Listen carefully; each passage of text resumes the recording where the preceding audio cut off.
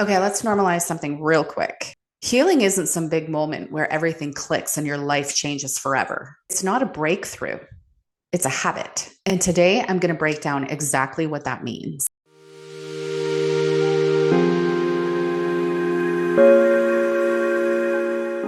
We've been sold this idea that healing is a one-time thing. You go to therapy, you have this big realization, you cry it out, and boom, you're done. But that's not exactly how it works. Real healing is actually layered, it is repetitive, it's uncomfortable, and honestly, sometimes it's kind of boring because your healing happens in the day to day moments. The choice to pause instead of people please, the moment you notice you're starting to abandon yourself, but then choose not to, the way in which you speak to yourself when you mess up, or the decision to rest before your body crashes. Healing is actually about consistency. It's how you choose to live. It's not just about what you do in crisis. It's what you practice when things are calm. And most of the time, it doesn't feel like some big transformation.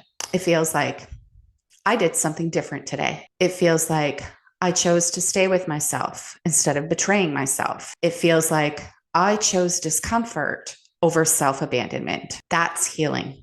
That's nervous system regulation, breaking your inherited patterns. It's knowing what you used to accept and then choosing not to anymore, even if you have to sit with the discomfort that comes after. That is the real work, and it is sacred, even though it's subtle. So, if you feel like you've not been healing fast enough, or you're waiting for another big breakthrough just to get it, come back to the habit, come back to the daily practice and those little tiny shifts. Because every single time you choose you, even in those small ways, you are literally rewriting your reality. And if you want some support doing that in community, I would love to have you inside of my membership. We make healing a lifestyle, not a checklist.